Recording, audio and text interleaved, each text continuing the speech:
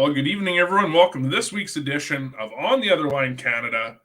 It's only October, and we're going ice fishing. We're just ice fishing. Scott Connolly, welcome to the show. I meant to ask you, did you get the rod that I promised you 4 months ago, finally 3 weeks ago? Aaron, welcome to the show. Lloyd, Barb, Mr. Matt Young, we'll be talking about you at some point in the show. Scott Stewart, welcome to the show. We were criticizing your question before the show, and we'll discuss that later. I think it's more of a BC resident type question, but we'll save criticism for after the show in the After Dark episode that Adam and I like to do. After Dark. How's it going, Todd? Good, you? I'm doing great, man. Doing great. After Dark episode is going to be good. We're just going to talk about Scott, right? Yeah. Oh, all night. 3 hours, Scott Stewart. 3 hours, Scott Stewart, Realistic Outdoors. We're just going to, all angles. I've got some video of them, some pictures of them. We got the face masks I just ordered, so we can sit here and act like we are him. We'll quit picking on him. Scott. If you guys haven't checked out his YouTube, go check out Realistic Outdoors. And I think we're waiting for another season on Outdoor Canada Sportsman channel. Scott, I believe so. Maybe Scott will let us know. Scott Connolly did get the rod that I promised him 4 months ago for Paisley 3 weeks ago. I am so bad I've not even sent Broden what he won. It's sitting here in a box. Broden, on behalf of Todd, I apologize for your box still sitting next to him. If it had been me who was sending it out, it would have been gone a long time ago, buddy. I don't know about you, but for an Aussie, he's got a pretty nice box. It's sitting right here. I'll just leave it there. We had 600, I think tonight, 604 page likes. We promised everyone a 600 page like contest. We went to 603. Adam, what was the first number you picked for that 600 page like contest? Going with 69, guys. Page like number 69, who wins an adventure ice fishing. Here we go again. Adventure ice fishing package from the Little John family, and that was Mr. Matt Young. Matt has already been connected with the Little Johns, and they're going to start working on the details for Matt's trip that he won. But That's you also wicked. Decided that even though it's not your show, you would just award someone a second gift. So what was the second number you picked? We're going with 420 for the second number. 420. These are very interesting numbers. I've never heard them before. Well, you know me. I make my appearances on the show fun. Yeah, we could say that again. Anyways, I didn't know him, but Darren Pichelle. Darren, if I'm announcing your name wrong, I'm sorry. Looks like you're friends with Chris Halliday. Chris, we're brothers in Garmin now. I've got mine back here for the ice fishing episodes. Darren, I messaged you. We've got a little package we're going to send you as part of that 600 page like contest because Adam likes to run the show. Hey, so, it's fun. I mean, why not? You might as well give it away. It doesn't cost you anything at all, right? No, not a thing. Are you ready for ice fishing? Well, I'm ready for ice fishing all the time, buddy. Now, do you get like I do? Ice fishing starts, you're excited for it. And about 2 months into it, you're waiting for open water and counting down. Do you get that? Not even a little bit. Last year, it was like I was coming up on the second last weekend of ice fishing, and I was like, okay, I'm over this. Like, well, not even. The second last day of like pike and walleye being open in southern Alberta. And I was like, okay, like I think I'm over this. And I went out and I had a killer last weekend. And I was like, well, I definitely am not over ice fishing yet. And I ice fished like late in April. Yeah, you ran the season really long. Not only that, you spent a ton of nights in very, very cold weather to be able to fish. Like we're talking minus 40s at Christmas. One time I did have to melt myself out of my shack. The zipper was completely yes, with Reese cups. With Reese cups. Rubbed my Reese cups on the zipper, and eventually the ice melted, and I got out. Well, here's what I look forward to for ice fishing. Usually you and I do a trip a year, and I don't know if you've realized, but for the last 3 years that we've done a trip, we did Brookies 2 years ago. We did Pike last year. Do you know this fun fact that every trip you and I have done together? Oh, we did Gull Lake one year. Yeah. Minus that lake. Every trip you and I have done since, you packed my gear. Do I? Did you know that? No, I don't really know that. Like, I know that I help sometimes, but I distinctly remember you actually packing my gear in for Brookies and coming back to pack more of my gear. And then on the way out, you packed my gear out. that's a tough one. And when we did Newell at the Glenmore treatment plant, you packed my stuff out there and you packed my stuff back. Actually, I do kind of remember that one, yeah. The Brookies, though, like the Brookies is a super tough one. I don't blame anyone who can't do that one. That one's a rough one. That was a tough walk. Even Dino bailed on us. I don't know if you remember that, but he stayed in the hat. He would not do it. I look good. Makes me look better.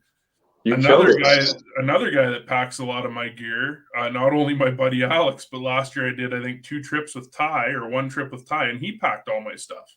Yeah, you make Batty pack everything for you? Not only did I make Batty pack my stuff and help me push it up the hill, I also ordered his custom jigs from Kyle Kelm when I figured out what he was using so that when he went to order more, he couldn't get any more. That's hilarious. Does that make me a bad friend? No. That's typical. I almost would expect that from you, realistically. Yeah, I think that sounds right. And when we did Sturgeon, oh no, I packed my own gear, but you kept an eye on it overnight while you slept in your chair. Did you not stay the night? Marcy and I hoteled it. We fished till about, I remember we fished sturgeon till about 5 a.m. We passed your buddy just coming in when we were leaving. Oh, right. We went back to the hotel and slept and left you in your chair. Hey, I'm known to spend a few days at a time there, so. Wasn't that exciting? Absolutely. How many days in a season are you expecting to spend on the ice this year? Are you planning on doing more than you did last year? I don't think that's really a possibility to spend more time than I did last year. I mean, I still got to work a full-time job, right? And last year, I don't think I missed a single weekend of spending the night on the ice, including fishing both days. So I'll be fishing as much, but fishing more would be pretty difficult. Maybe I'll take a week off, actually. Take 2 weeks off. Well, you're getting a little crazy now. Well, I think, you should just do you. That's okay. Okay, I'll let my boss know. Let him know on the 3rd week. Just ask for forgiveness later. That's what I do. I heard it's easier to beg for forgiveness. It is. I always take holidays and then ask my boss later. It doesn't go over well, but he doesn't know I'm sleeping with his fiance, so it's okay. Let's knock off some questions. We had everyone post questions before the show. And why did we do that? It's because we have names to draw. I was working on my cursive writing, and we'll be drawing names for everyone that entered a question. Now, originally, it was for a custom ice fishing rod from Bobby from the Rod Lab. And Bobby messaged me tonight and said, no, actually, let's do 1 rod a week. So that means that whoever answered a question for tonight's show will be entered in the draw. We'll draw it live tonight for whoever will win that custom rod from Bobby. And then for any of you that didn't get a question in, I think, Adam, are we decided do we want to do like tackle what we want to use this season, what we have planned, shacks, electronics, all that stuff for next episode maybe? Absolutely. I can already tell you're already prepped. You got your jaw jacker under your chair. I got a bunch of stuff ready to rock and roll here. You're always prepared. I'm underprepared. I have work stuff. So tonight, I was really, honestly, I was so proud of my slip bobber on the little foam last week. Oh man, I was pumped on that. I dreamt about it for 2 nights straight, and I think I have an idea. I don't think I'll be able to utilize it before winter hits because I am so busy. We'll see what happens. But did you send me the picture of that slip bobber thing? I did somewhere. I think I sent it to the chat that me and Mitch and you are in. Could be. Speaking of Mitch, he is on here. He's watching, and he said to call you a hoser. I don't think. Hey, Mitch, I'm glad to be a hoser. We're all waiting for moose burgers. I've seen the photos. I know what's coming. My freezer will be full. Thanks, Mitch. Let's rattle off some questions. First question, Brody Hughes. With the ice season coming, I think this is a pretty cool question. What's your favorite first ice fish to target and why? Brook trout, big time. They're kind of coming off their spawn, I'd say. I don't think they're still doing their thing. So they're coming off their spawn. They're super colored up. They're my absolute favorite dressed fish in Alberta. They're beautiful. They taste amazing. So you can guarantee that the first time I step on the ice this year, it's going to be after some brook trout. Our brookie trip was awesome. I actually do want to make my way down there. I'm not sure I can convince Marcy to come ice fishing. I get the impression that maybe this year ice fishing invites are off. I'm not sure she's on board, but I do want to come down there for brookies. So early ice. What ice thickness are you aiming for? Now you're about 1/10 of my size. Do you have a bare minimum? I've seen the YouTube videos. I know what your minimum actually is, but what is your minimum? Like normally early season, I'm in pretty shallow water. So I'll be on the ice when it's 2 inches. Like 2 inches. I might go. I should have said I probably won't step on the ice the first time for brook trout. I'll probably step on the ice the first time chasing bait, and that'll be on about 1 inch of ice. But I'm only in about 3 feet of water. If anything happens, I'm going up to my knees, and I'm not too concerned about it. What kind of bait are we talking? Suckers. Suckers. Yeah. Anyone that hasn't seen the video, is that where you had the water was actually coming up through the ice and then it was like back down? Yeah, I was doing crazy things that day. Like an Australian toilet, right? Well, it was super warm out, and it had just froze, and then it got super warm out, so I was doing all kinds of stuff. I have done 3 inches with Lee and Jamie for trout. There's something about targeting trout in general on early ice that is a lot of fun. There's a lot of really good bodies of water that hold some really decent trout in early ice, I find. I think my craziest one is the episode that we filmed with Scott in BC for bulls. I can't say as I'm ever going to be too keen on standing on 2.5 or 3 inches of ice and moving water, but hey, it was cool. I've done it. That's off the list. If you have clear ice compared to cloudy ice, there's a big difference. Clear ice is very, very strong. And that's actually a pretty valid point. Are you researching more based on the weather, or are you show up and see what it looks like kind of person? I have a weather pattern that I kind of look out for in a certain area, and then once I notice that weather pattern is consistent, I'm going to be out there. John has honestly, I'm fishing brook trout throughout the fall into first ice. So I'm at the lake anyways, so I'm seeing the ice development as it comes. John actually has a good question. You know what, John? We're going to just go ahead and put you in the draw here for tonight as well. What's the earliest you've been out on the ice, Adam? I don't remember the exact date, but it was at the end of October last year. Last year, everything froze up really soon, really early, and I was able to get out pretty early. So. Oh, I don't know if you remember. For us, it froze quick and it thawed out even faster. We had that quick cold snap and then a warm spell, and everything went to garbage. I want to say it was like end of November, early December before things started to get a little bit thicker. Yeah. See, I was on the ice last year from the end of October to the end of April. So I believe that's like a full 6 months or something. Yeah. Mitch is saying October 26th. That's it was somewhere around there, yeah. I know where he was. I'll share. It was very, very late in October, but it was still October, so that was pretty cool. Now, most people would think an ice fishing show is too early, but when you think about it being October 5th, if history repeats itself, there's a potential you could be ice fishing in 3 weeks. Absolutely.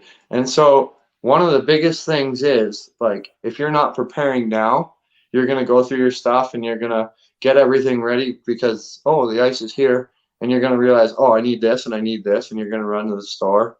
Yeah. And the store may not have it out yet. They may be sold out of it.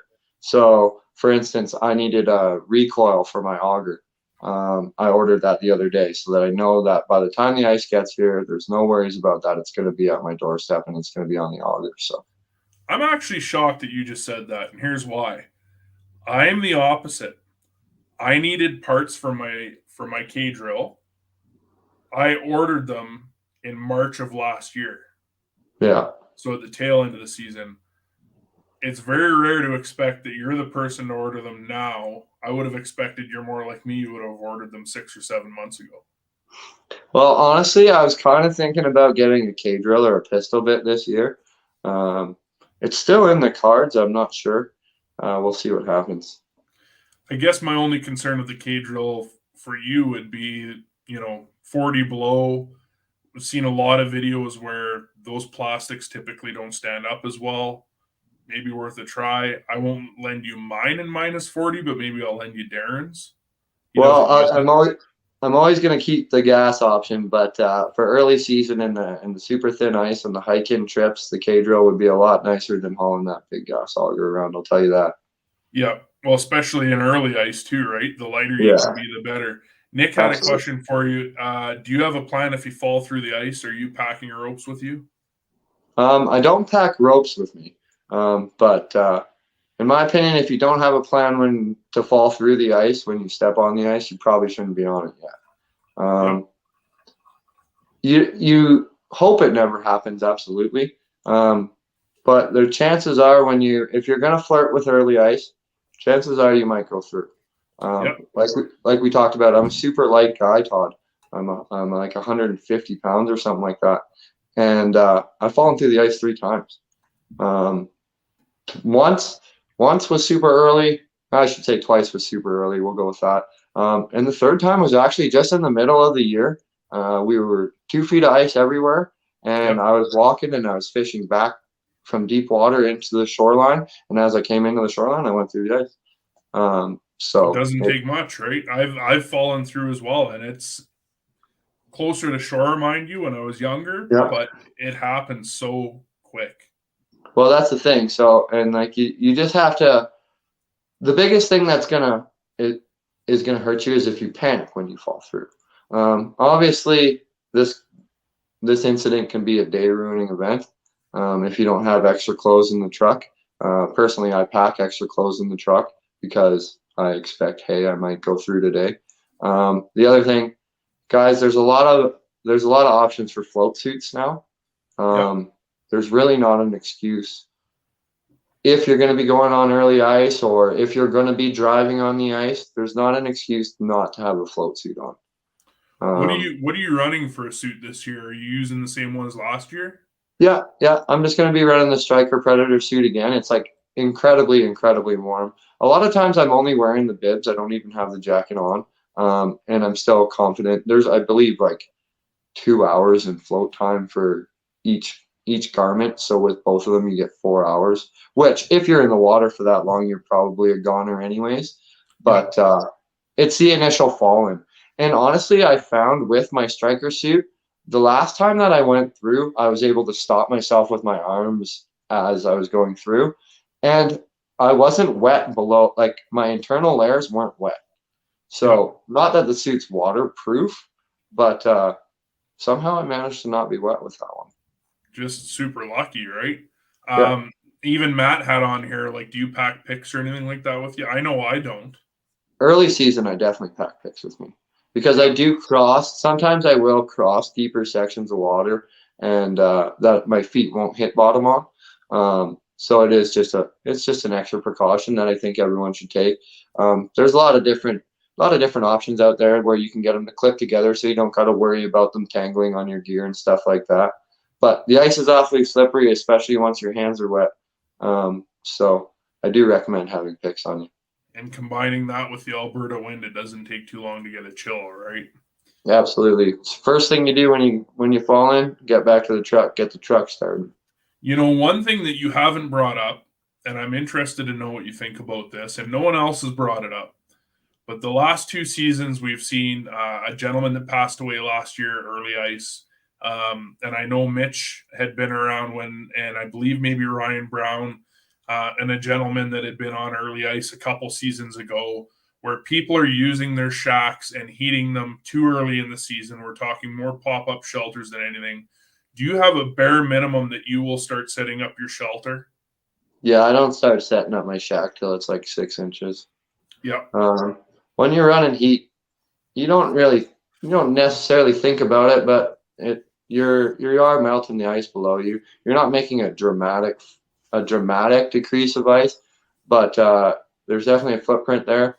I don't typically get on with my shack until about 6 inches. I know ice fishing, brookies sight fishing them is pretty exciting in the shack, but it's not worth risking falling through. So yeah, the risk versus reward is definitely not.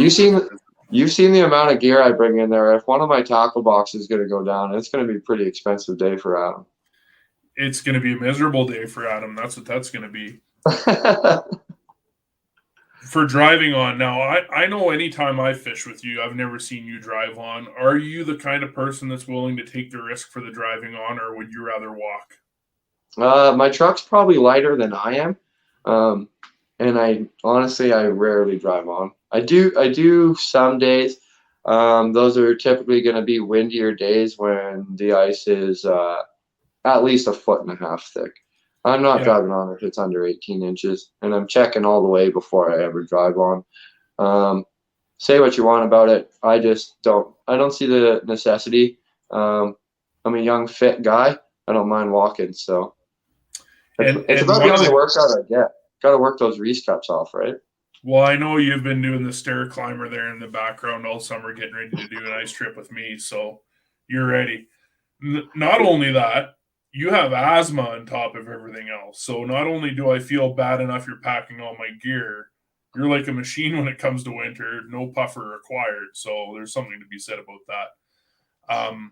Aaron brought up, so if you're driving on, do you have a way that you check ice, or are you like me? This is going to sound bad. I will not typically drive on till after December, maybe even into January. Are you the kind of person that would go off of where everyone else is driving, or are you the guy that is willing to break out your auger and start checking depths yourself? I do check depths. Things change too quick for me. Cracks form very quickly. Sometimes you can't see. Say you're driving over reeds, that ice is compromised. So just don't risk it. There was a time last year where I seen someone drive on, and I said, that guy's going to go through. And sure as heck, that guy went through. Like, there can be 2 feet of ice, guys, and it's just not always clear ice, and that isn't safe ice. So I have you got to be careful. I have video of a guy in a 1 ton in less than 12 inches of ice last year. And as bad as it sounds, I was taking video because I thought for sure he was going to go through. How he didn't is beyond me. Don't ever risk that ice thickness. Always check it yourself just because someone else has done it. And I know for a fact that a lot of the places that you fish, we've seen people drive past you knowing full well it wasn't safe. Yeah, there's some places that I see people driving. I'm like, wow, like, I hope your insurance is super, super good, because that's crazy. And like, I shouldn't really talk, because a lot of times these people do come on and they come off the ice and they're just fine and everything's okay. But guys, just remember, like, when you're doing that, you're taking a huge risk. I think one question mentioned like a truck and a trailer. Depending on how big that trailer is, that's exactly what I seen go through the ice last year on 2 feet. So I don't know. I don't want to make that recommendation, because that's not something I would ever do. Now, like a small ice shack, pulling an ice shack, like 17. It says online, like, I do believe, like 12 inches of solid ice. It does. But like, you've seen heaves come up. I've been on the ice in the middle of the night, and if I wasn't walking, I wasn't coming back across. Yep. For a couple of days, anyways. Well, Mitch You know brought what I up a mean? good point that, reeds have air pockets and stuff like that too, so it makes it even more sketchy, right? It's all a matter of what you have underneath you. You don't know. And that's exactly what happened last year. Was that the guy had driven across 2 feet. He was good. He was good. He was good, and maybe he didn't know that the pocket of reeds was underneath the ice there and popping through already. But that's exactly what put him through was compromised ice from the reeds. Yep. I actually ice fished a section of water last year that was 2.5 inches of ice, covered by about 300 feet of open water, and directly on the other side was 12 inches of ice. And right Yeah, there is about a 20-foot utility trailer. So, you really don't know what you're dealing with. If you don't know your body of water and you haven't studied it, it's probably best to just assume that there's a good chance it's not safe. Do your due absolutely. diligence. Or, like Adam And said, make sure you have good insurance. I want to address one situation because ice fishing flowing waters is legal in Alberta this year. Other than the ES zones, obviously. Check your regulations. Make sure you're following those. Um, Guys, I would probably never drive on the ice on the river. Those conditions can change in an instant. Walking on, I would even definitely be hesitant on under a foot. Yeah. Things shift around real quick on a river. Be really careful this year, guys. It's something I'm worried about in Alberta this year. I know that when I probably first step on the ice this year, not only am I going to have my float suit on, I'm going to have an inflatable life jacket. There's a big difference between falling through the ice on a still water lake and falling through the ice on a flowing river, guys. So. Well, Jamie had actually Something asked, do you have any safety tips for fishing alone? I know you spend a lot of time fishing alone, talking to yourself. Do you have a plan in place when things go sideways? I kind of always have a place. Some of them, we maybe can't talk about. But some of them, like, guys, keep your keys to your vehicle always like very, very accessible. Don't put them in your jacket and then take your jacket off. Keep them on you. Keep them in the pocket of your jeans underneath your bibs. Because if you fall through in your shack and everything that's in your shack goes through, you can get back to your truck and still get in your truck and drive away, and you don't have to swim down and try to find your keys off the bottom of the lake. Fishing alone, always let someone know where you're going, for sure. Absolutely. I know last year I kind of was a poor example of this because I definitely I took a break from even having a cell phone, so I wouldn't let anyone know where I was going. But I think you should definitely always let someone know where you're going. Maybe don't give them your secret spot, but let them know that you're going to be on a body of water, because if something does happen to you guys, it can be a long time before you see someone else. So you need to have a time where I'm going to be back tomorrow by supper time. If I haven't texted you and said, hey, I'm back, maybe shoot me a text and say, hey, what's going on with you? Are you all right? Is everything okay? Are you on a hot bite? Are you just cooking out there? There could be, because there could be a multitude of things. Like, so if you're fishing out of service, if you can get back into service briefly, a lot of lakes that I fish are just a quick trip down the road and you're back into service. Just go check in every once in a while, guys, because you don't need people worrying about you either. Well, and usually when I fish, the number one thing for me is I like to be in service because I'm a bit of a diva like that. Technology is always changing, but it's always safe to assume that maybe you're not going to be in service. Fun Absolutely. fact, not ice fishing related, the wheelchair hole now has cell service. How does that make you feel? I haven't been there in a long time, but that makes me feel pretty good. We were there for pumpkin Can you photos. guys send me pictures of so one of the best times that I have memories fishing with you is me, you, Dinos, cooking those steaks, and you posted that picture yesterday, and you posted the picture right before I fell down the cliff. Yep. And that was hilarious. I almost broke my ankle that day too. Me and Sebastian were casting to this rising rainbow, And I went to like jump off the little ledge, and like it's like 3 feet high, which is like nothing for me. And like I didn't walk right for like 3 weeks, man. That was my first time meeting what I call the French assassin. I Yeah. don't even call him Sebastian anymore. I call him the French assassin. He's a good guy, guys. Hidden Waters. He really is. Chelsea had a question for you about handling techniques. Now, knowing that you fish a lot of cold weather, she had brought up about a live well that they've done in the past. I know you've done a live well. You've got a really good video. Is there any new techniques that you're going to focus on really mastering this year when it comes to safe releases as far as cold weather catches? Honestly, like I like to. Handling has always been something I pride myself on. I try to take the best care of the fish I can. I don't like to see any fish mortality. But the live well is a really good one. Something that you got to remember, guys, is with a live well. When I first made a live well, I drilled a bunch of holes in a row, and then I drilled my release hole on the outside. So there's 2 problems with this. First of all,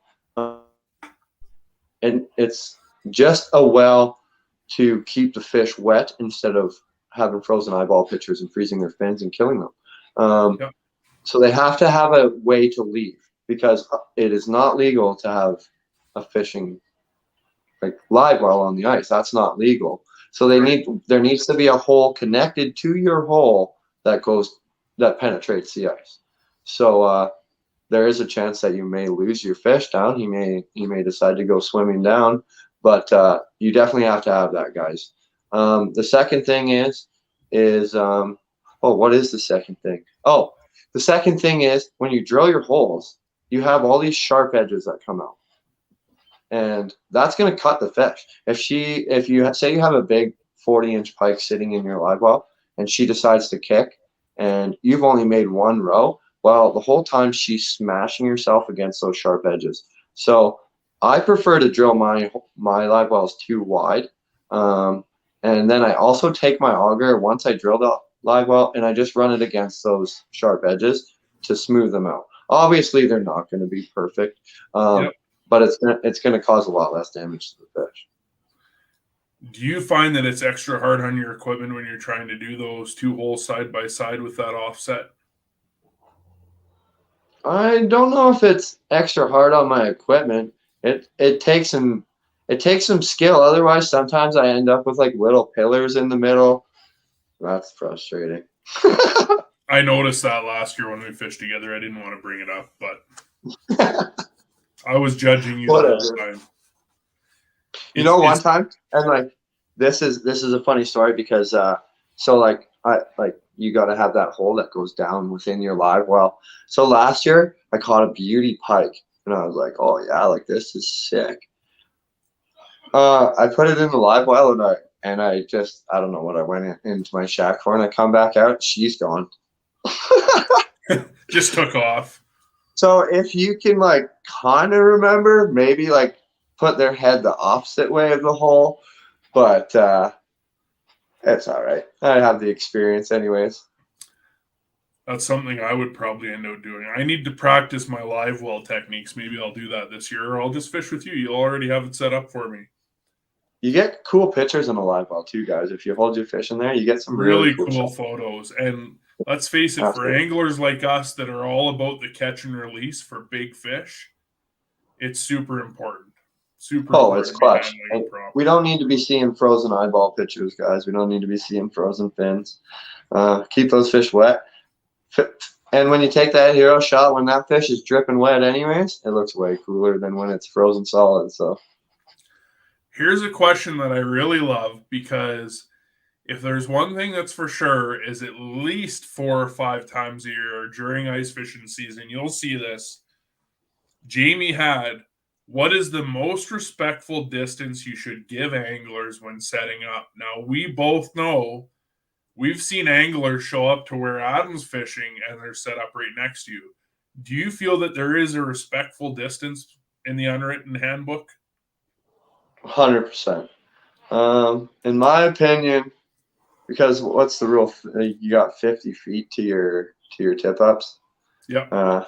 So give the person a 50-foot radius. Is it at least 50 feet or 30 meters? Might be 50 feet, I think, is the safe distance, correct?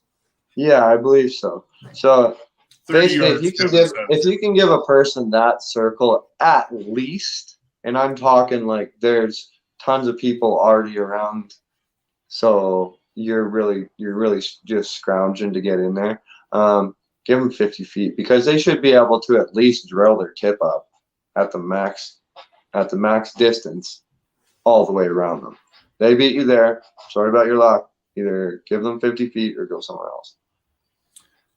Are you the kind of person that will just lose it on someone when they're too close? No. And like honestly, Todd, like you know me, when I go ice fishing, I drill like a ridiculous amount of holes. They're going that way and they're going that way and they're going that way and they're going that way because I've got to find the fish throughout the 3 days or the 2 days or whatever that I'm going to be there, and they're going to move around. So there's tons of times where guys come and they set up and they're basically set. They'll just flip their shack over on the holes that are already drilled over there, and that's totally cool with me because I'm still going to come and jig the hole next to you anyways. At that point, if I drilled it, I'm digging it. Ty Batty, I will say that one of the trips we had last year, we had 2 people that showed up that were right on top of us. And he very politely asked the other anglers if they had heard of the snowball rule. Do you know what the snowball rule is? If I can hit you, you better get out of the way. Exactly. If I can hit you with a snowball, you're fishing too close. It's actually not a bad idea, and the way to address it is, first of all, snowball fight, but having respect for the people that you're around. Cold Lake is a prime example. If you're in those depths, if you're fishing too close to someone else, yeah, the that's chance crazy. of you wrapping around someone else with your catch is huge, and it's just the headache is enormous, right? And then you're affecting the fish itself as far as the mortality. Absolutely. And even like a lot of times, like you know, like some of these places where you fish pike with tip ups are getting pretty busy, and you know you see a guy and his flag will pop, and it's like, where is he at? And then all of a sudden another flag pops and another flag pops, and you're like, well, that fish is going through everything. Yep. So good luck with that. By the time you get to it, it's too late. Is really what it boils down to, right? Yeah. So I guess with the 50-foot rule, maybe it should be 100 feet, so you can give yourself 50 feet and they can give themselves 50 feet. Why not, right? Have some respect. I mean, obviously, fishing spots are going to be tough to get as it is with the volume of traffic we're seeing. Yeah. But just have some respect for your fellow angler. Yeah, and guys, that sorry, I'm getting cut you off again. That goes straight into guys also being the guy who is respectfully saying, if you're going to say something, say it respectfully. There's no need to be rude. Just if you're going to say something, just say, hey guys, do you mind? Like I actually showed up here yesterday, and I've been really fishing all around my shack here. Do you think you could just set up a little bit further away? And if they want to get rude, well, I don't know. If you're a good angler, you can go find somewhere else on the lake. Screw them. John actually brings up something valid, and I'd be interested to know what your thought is. Dino sets up a tip up right outside your shack. What do? Do you let Dino slide, or you just give him the gears? I haven't got to fish with Dinos in a while. I'd let that slide for sure. Yeah, I'd probably clothesline him. I'd love to clothesline him. I miss that guy. He invited me out last weekend for his birthday. I didn't show. Well, he'd probably have like tzatziki on his bait, so it would definitely like be bringing the fish towards us. Like all that guy is going to do is help us out. I think the government of Alberta made a great decision in allowing him to involve himself in that tagging program, the tracking program. 100%. The guy's a slayer. 100%. Bobby says if Dino's making souvlaki, he can stay. Yeah, exactly. Man, Dino's, if you guys want the best souvlaki on the planet, Dino's. That's where it's at. He can cook on that charcoal grill, man. Look out. Oh, I see why he brings it. Every time I'm like, that thing is a pain in the ass. But then he cooks on it. Other than one time he cooked us Rockies. I don't know, man. That stuff's really? gross. He cooked you Rockies on the grill? Yeah, it was disgusting. with And he'll admit it too. the beef eater It's not like drip he seasoning? screwed it up. It tasted like mint, man. I was like, what? Like, are these supposed to taste like mint? And they all laughed at me. But whatever. He might have been drinking mojitos and spilled them on the fish. Just saying, that could have been the old Dino. Jay had a really wicked question, and this is why I got rid of my 6x12 shack. What do you do with your pop-up? You fish alone all the time. I know you fish a 6x12. What do you have for tips or tricks when it's windy out for setting up your shack? Because Jay says he's sick of it collapsing and blowing away. He looks like an ass running down the ice chasing it. I've been there. I know what it's like. It sucks. Absolutely. I've had some days where I just kind of wonder why I'm there and what I'm doing. But we make her happen. So the best thing you're going to do right off the bat is before you even unroll your shack, because as soon as you unroll your shack, it's a sail. Put some pegs in the ground. You kind of, after a while, you kind of learn the footprint of your shack. And you can kind of get an idea where once you pop those out, you can just have your ratchet straps on. You need to have your ratchet straps on already onto your hooks. But as soon as you pop it out, you already got your hook there. Now, it may not be perfect right off the bat, but it's there and it's going to keep you secure. The other thing I do is once I do roll it out, I have a full propane tank there always with me ready to go, right? So I'll take the 20-pound propane tank, set it on the one side, and then I'm going to be on the side that's the windiest. A 6x12, you don't want to set up the 12-foot side into the wind. You want to set up the 6-foot side into the wind. So put a peg in the corner there, and then you can start popping things up and going. And like I say, you're going to already have, every time my shack is way too big to grab right now and everything like that. But my ratchet straps are always, and I use ratchet straps, guys. I don't use like tie-offs or anything like that. Just go out and buy yourself a set of ratchet straps. I always have them hooked up to those little eyelets that are on your pop-up. So that as soon as I pop it out, I can just drop it straight to a hook, tighten that ratchet strap up, and good to go. Like you I'm said, going to use ratchet straps this year. Thank you. Yeah, like you gotta have ratchet straps. Tying them down like tie strings. I've spent too many years in the past just struggling trying to get one to stay while the wind's going and pulling it tight and getting my second knot to stay tight. Like, just go out and buy yourself a cheap set of Husky ratchet straps from Home Depot. You're set, and it's gonna change your life. If I had have thought of that, Bobby actually brought up about just buying a flip over. I sold my flip over at the end of last season after doing a trick your trap routine with the speakers and everything. Now that I think about it, I would have probably kept my flip over if I had ratchet straps, because I have done trips. Ty and I did a trip to Kananaskis last year where it was so windy that those tie downs that they give you are just not enough. Ratchet straps would have probably saved it for me. Oh, 100%. Ratchet straps are a big deal. One thing I do want to recommend is because I have a 6x12 too, the door that you're going to use, make sure that door is getting the least amount of wind, and don't over tighten that ratchet strap, because if you over tighten that ratchet strap, you're going to struggle with your zipper a ton and potentially even rip it. This is something that I had to learn through trial and error, unfortunately, but just make sure that the door that you're using on super windy days is away from the wind, and the ratchet strap is there, but it doesn't have to be too tight. Yep. As far as ice anchors, are you using a drill attachment? Yeah, absolutely. No if it's a super windy day, I don't know if I could do it without a drill attachment. I don't know if I could do it without a drill attachment to begin with. Any of you that are doing ice anchors without a drill attachment, they're $15. Go get one. Yes. Not only do I commend you, I also think you're a dumbass. I'm just going to go ahead and say that. If you are using ice anchors by hand, if you want to go ahead and exit out of this broadcast and unfollow on the other line, spend the $15, save yourself the grief, get a drill attachment. Are you a DeWalt guy or a Milwaukee guy? Honestly, dude. My ice anchor drill, guys, because I don't have a K drill, I don't have an Eskimo. We're rolling high end here. Black and Deck. Black and Decker. Okay. It's almost red. I am Clayton That saying, smells like it burns. Clayton, it's a good thing I love you. Kevin saying Ryobi, it's a good thing I love you, Kevin. Anyways, we won't get into brands. That's for a whole new episode. I'll bring my fuel. I will take an ice anchor for $1,000.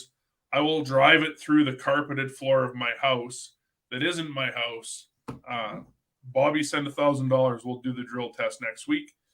So we left a fuel, so a K drill with a fuel on the ice overnight this year with about a foot and a half of ice probably.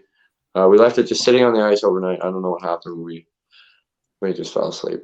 Woke up in the morning. I walked out of the shack, straight through, guys. High end. A lot of people complain about those Milwaukees or not even the Milwaukees. They just complain about those kind of augers in the first place. I've seen them put up with some pretty crazy stuff, so they are really good. Here's the only disadvantage with the K drill as an example. In my opinion, 8 inches is not enough for a lot of the fish that we're targeting. For you especially, is an 8-inch hole enough? I know your auger's 10, correct? No. Okay, so here's the difference. Your K drill is actually 7.5. 7 3/4. Whatever. I use an 8-inch hole, guys. I've caught pike close to 30 pounds. I hear a lot of guys saying that these fish are hole fillers and this and that and the next thing. They all come up pretty easy. If I was getting into big lake trout, I'd definitely be looking at a 10-inch auger. But pike, honestly, I've fished them in an 8-inch hole for as long as I can remember, and I've had no issues. You just take it real slow when you get them to the hole. Turn that head up, reach down. You've seen me go shoulder deep. Yep. Reach down there, turn their heads up, and you're good to go. Do you bring a backup auger? No. Okay, good. If someone's coming to meet me, hopefully they do. Yeah. Because this year I went out brook trout fishing, and I fished a spot, and I moved over, and I went to start my auger and pulled the recoil out, and it was about 8 o'clock in the morning, so it had just gotten light, and that was the end of my day. Yep. It ends quick, doesn't it? Yeah. Always bring a friend with nicer equipment. That's what I always say. Kaylin actually had a really good question, and it's something we don't often think about on the show unless it's fly fishing. Do you have any special tips for beginners? Here's why I like this question. Last year we saw the 40,000 new licenses issued in Alberta alone. I can imagine all the other provinces are dealing with the same thing. We're going to see a lot of people that want to take a run at ice fishing this year as beginners. Do you have any recommendations for those people that are wanting to experience ice fishing for the first time? Yeah, so I do take some people for their first time ice fishing. One of the things that I can definitely recommend, guys, is pick and choose your days. You don't need to be trying to take your first ice fishing experience in minus 30. You're gonna have a terrible time. I have terrible times in minus 30. So pick and choose your days. Give yourself a beautiful day to go out there and give it a go. And that's going to be the first step in the right direction to making it an enjoyable experience. The second thing is make sure check your auger before you go.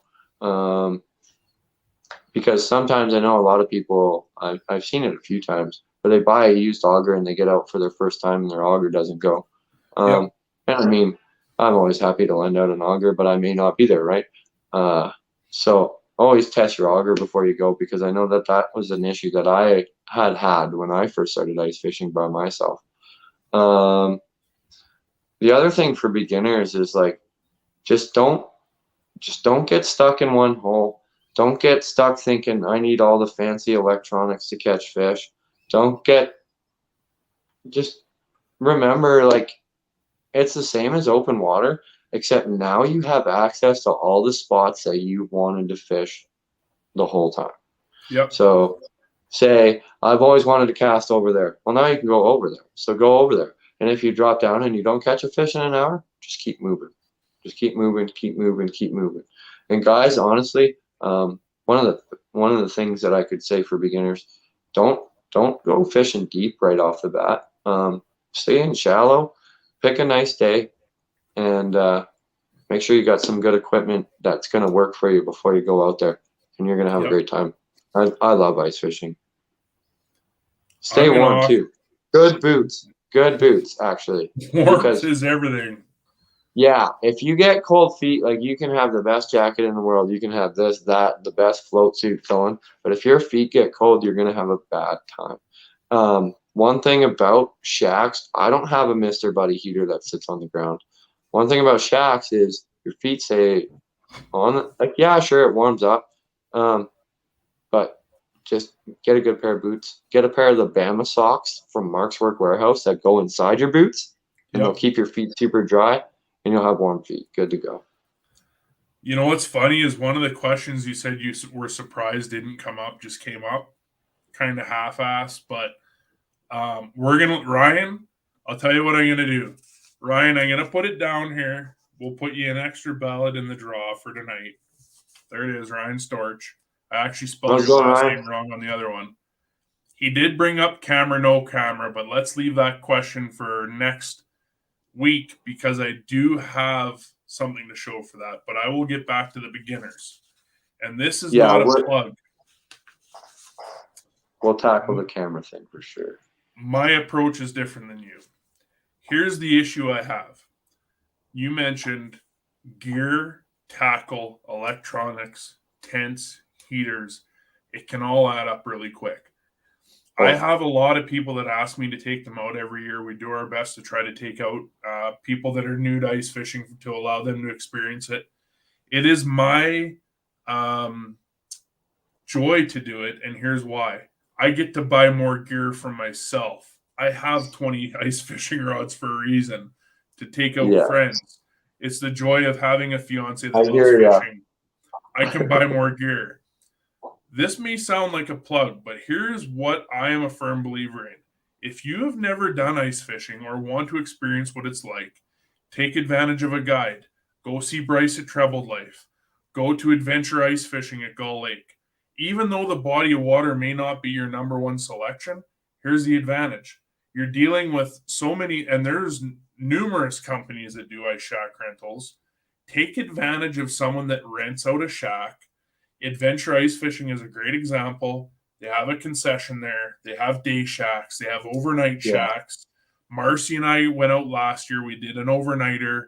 If you don't want to eat the food that you brought, after a few wobbly pops, you can phone the Wooden Shoe. They'll bring you a case of beer and a pizza. You can spend the night in an insulated shack with a stove and a heater and a camera, all the electronics, all the gear, all the bait. It's exceptional. Like I don't drink, so maybe they can bring me some Rock Stars or like Coca-Cola, but whatever you want. That sounds amazing. At a fraction of the cost. Concession, adventure ice fishing guys. I gotta come see you guys soon. I'll tell you what, I eat there a lot. Anyway, sorry Trina for burning the pot last year on chili. Anyways, at a fraction of the cost, take advantage of someone that angles a lot with ice fishing.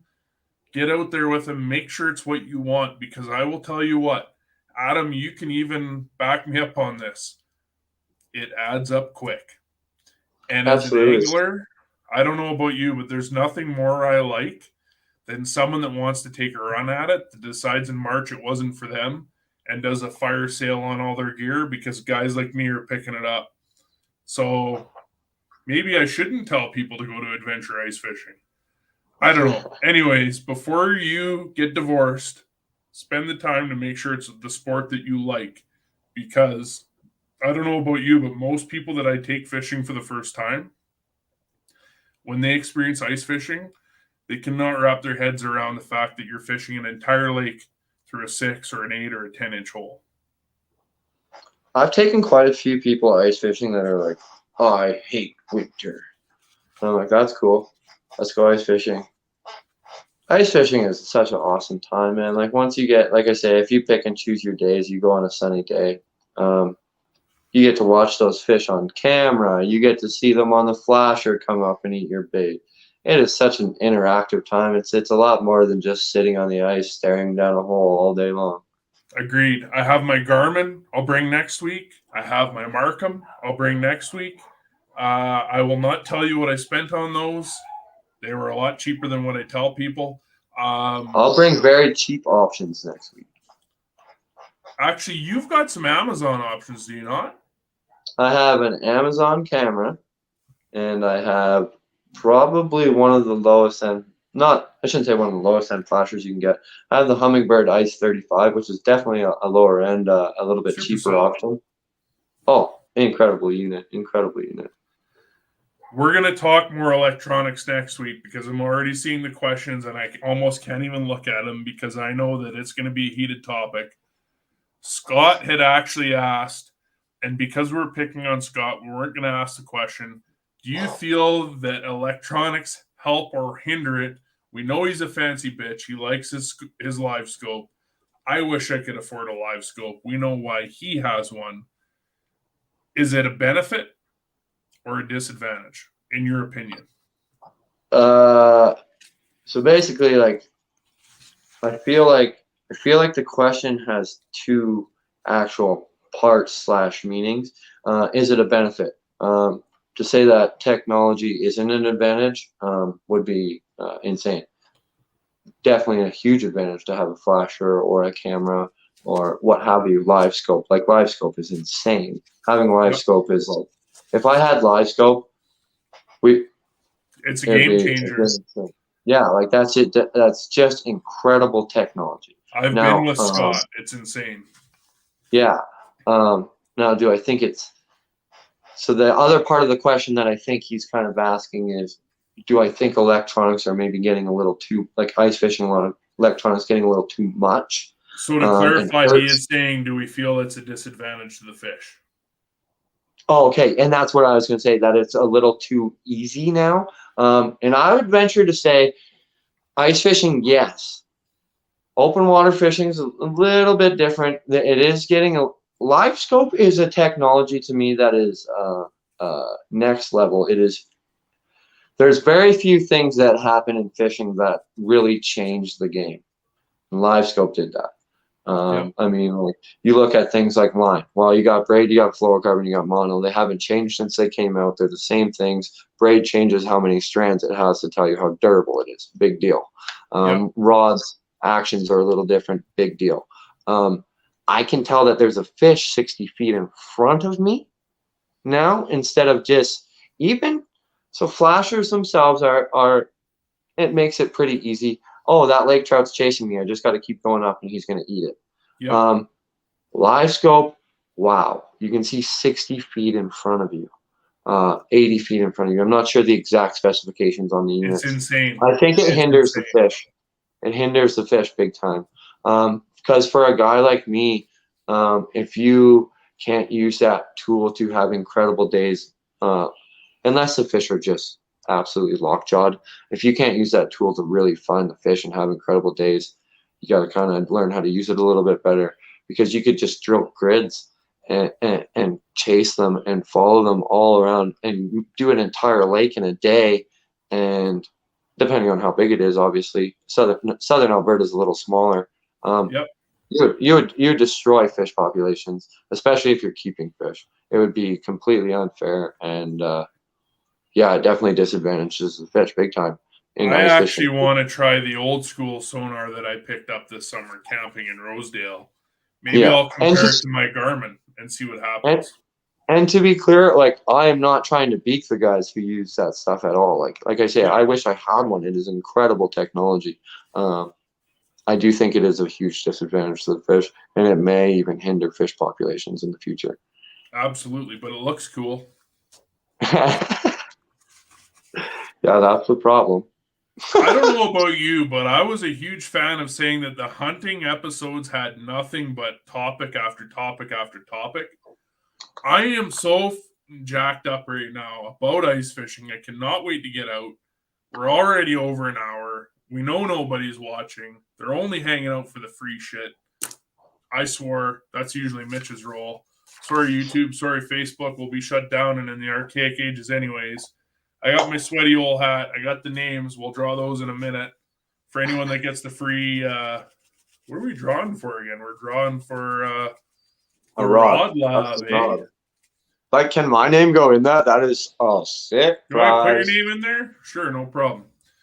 Either that or is Dino still watching? I don't think Dino is on here. He might be in Facebook jail. He messaged me. He laughed. He said the old toothpaste Rockies. Yeah, man, they were gross. Like, just the frankest things ever. Like, I literally can't ever think about eating a Rocky. You know what I say, Adam? Disgusting. I'm going to be honest with everyone. Get out there and share the show, because the way I've been feeling about the show is it's awesome to sit here and BS with everyone. We're looking at going every 2 weeks.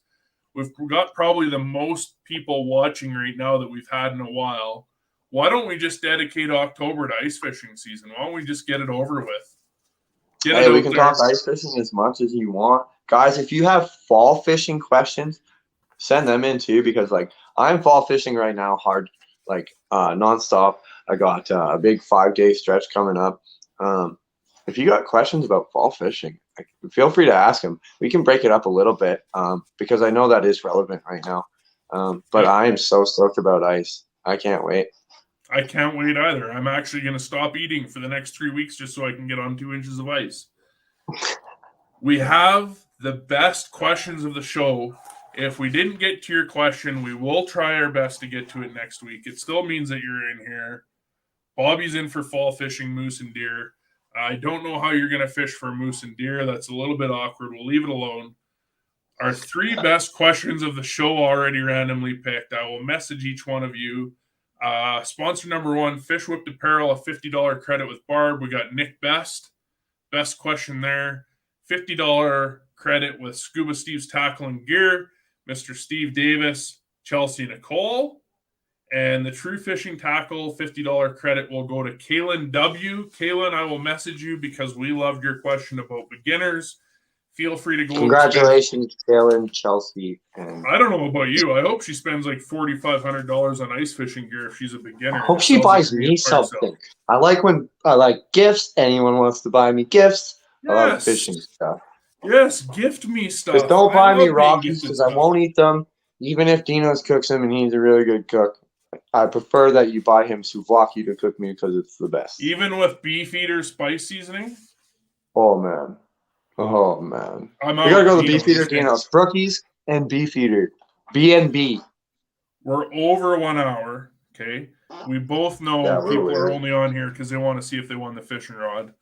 If you were a betting man, and we know you haven't bet since your glory hole days at the Flying J, who do you think would be the winner out of this? Me. Okay, well, that's going to be hard. Your name's not even in that. Yeah, I'm ridiculous. I know. I lied to you. Scott Stewart. Marcy was supposed to come draw this. I have it here. Here's the best thing about how I clean up. There's everyone else's names. You guys, if you have more questions for next week, we didn't get to you. You're out. Get them posted on our page. You know what we do with these names, right? Roll them over, or are you gonna? There you go. Right here, we have the name. I'll uncrinkle it to make it official. The winner of the custom rod from the Rod Lab, Mr. Bobby Ziegler. I even spelled, remember I said I spelled his name wrong? Mr. Ryan Storch. Storch. It's supposed to be Ryan Storch.